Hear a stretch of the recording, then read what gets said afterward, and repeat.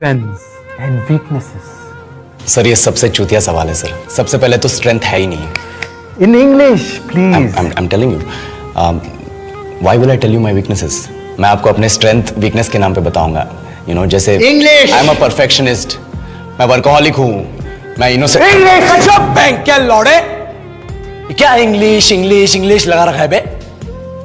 4 साल का था मैं जब मेरे पापा जबलपुर में किसी हलवाई के यहां काम करते थे। खुद तो कभी स्कूल गए नहीं, इसलिए अपनी गांड घिस घिस के मुझको स्कूल में भर्ती करवाया। अब कहने के लिए तो वो इंग्लिश मीडियम स्कूल था, लेकिन साले हमारे टीचर लोग खुद हिंदी में बात करते थे। हमारे स्कूल के लड़के एक दूसरे से यो व्हाट्स अप डॉग ऐसे बात नहीं करते हैं। क्या भौंक रहा है तेरा लंडा आजकल है? ऐसे गले मिलते हैं। किसी तरह रट्टा मार मार के 10th तक पहुंचे तो पता चला कि जिंदगी में सफल होने के लिए एक ही तरीका है और वो है इंजीनियरिंग। सब यही कहते थे। माँ बाप, टीचर लोग, गली का वॉचमैन भी हमसे पूछता था, और भैया कैसी चल रही है आपकी तैयारी? भग बेंचो, तुमको क्या करना है? इसलिए हमारे स्कूल के बच्चे हम सब पहुंच गए बकरों की तरह। मैं IIT, मैं NIT। अरे जिस बच्चे ने अपने बाप को जलेबी तलते देखा है वो तो यही सोचेगा ना कि जिंदगी में पैसा ही सब कुछ है।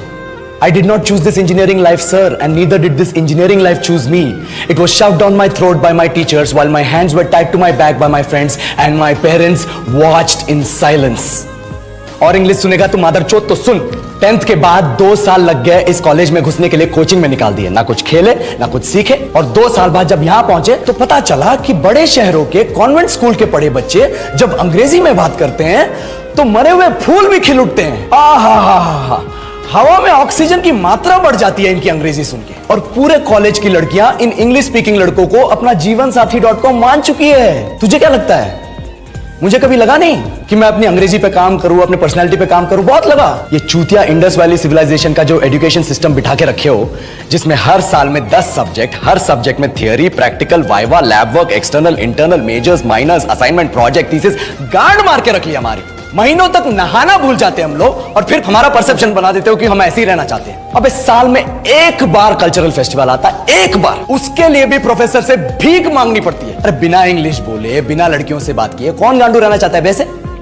पर टाइम कहां है कुछ सीखने के लिए? लगे पड़े हैं कोडिंग सीखने, 3 लैंग्वेज सीख रहे हैं, अलग अलग इंग्लिश छोड़ के। लेकिन जब प्लेसमेंट्स की बात आई तो सबको एप्टीट्यूड चाहिए, पर्सनैलिटी चाहिए, इंग्लिश स्पीकिंग चाहिए। It is not that we cannot speak English, sir. We are just very conscious of our diction and our pronunciation, and we are not confident to speak in front of anyone else. If the curriculum was a little bit diverse, if the engineering colleges in our country focused on our all round development instead of functioning like a goddamn factory that is just mass producing robots by killing their dreams and handing out degrees, I would not be sitting here in this pointless HR interview, the likes of which exist only in our country.